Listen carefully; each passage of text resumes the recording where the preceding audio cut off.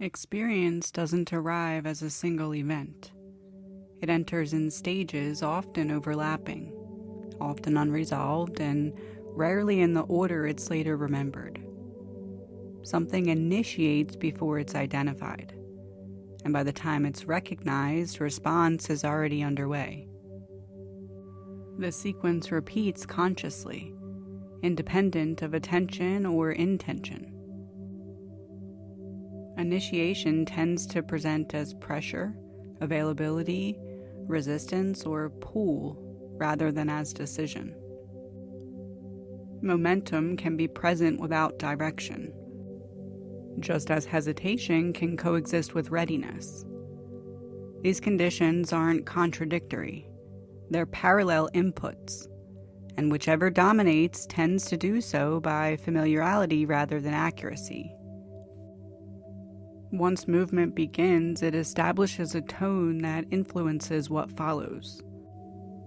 This tone is not yet emotion in the conventional sense, but it biases interpretation, narrows or widens focus, and shapes the speed of response.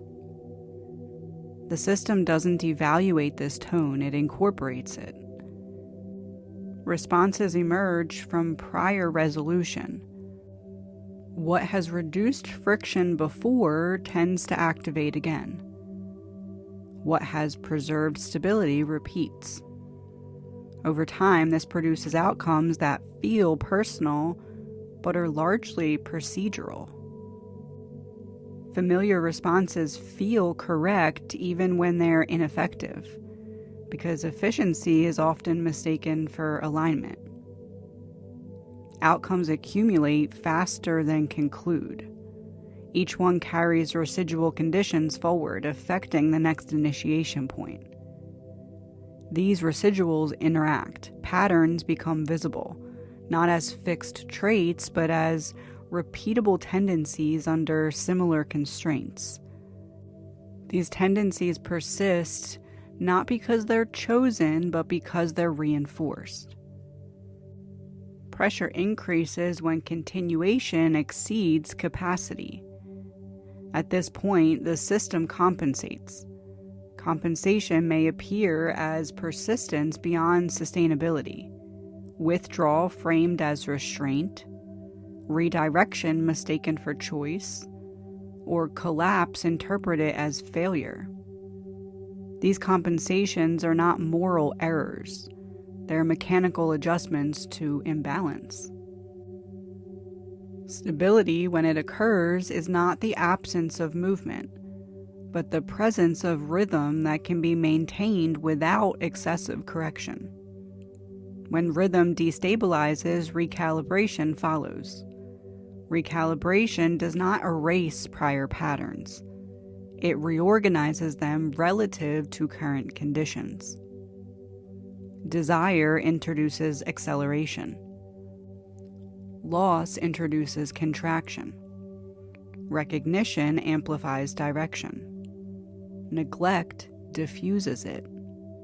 None of these forces operate in isolation. They intersect continuously, shaping the path of effort and the distribution of attention. Continuation without reassessment leads to accumulation. Accumulation increases load. Increased load reduces flexibility. Reduced flexibility narrows response options.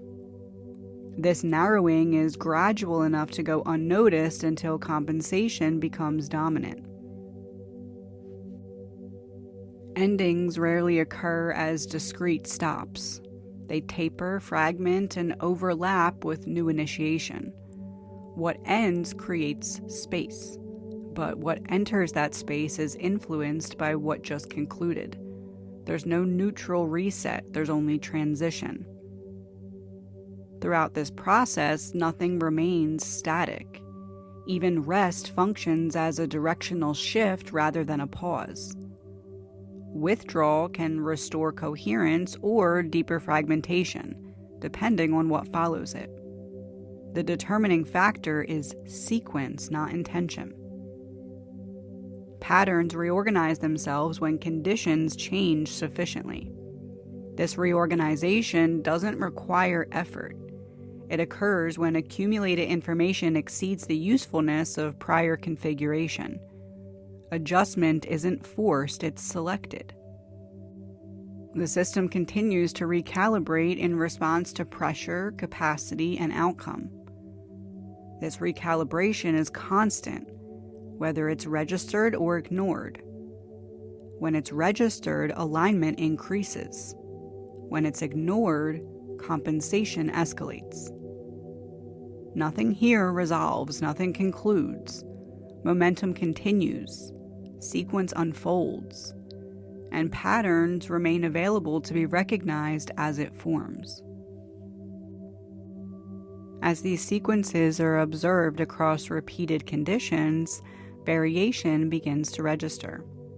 Initiation, response, and outcome no longer appear as isolated events, but as ranges.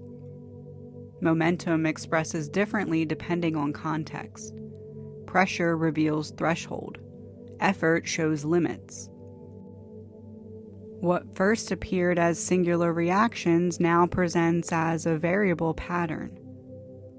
When the full range of these variations has been encountered, the focus naturally shifts. Attention moves away from how processes activate and toward how orientation stabilizes. The question is no longer how movement occurs, but how stance is maintained within it. Roles emerge where functions once dominated. Tendencies consolidate into recognizable modes of engagement. At that point, the system is no longer tracking individual sequences. It's ready to examine how it consistently positions itself when learning, acting, sustaining, directing, or maintaining control. The groundwork is complete. The frame changes. The analysis moves from function to character, and the next phase begins without interruption.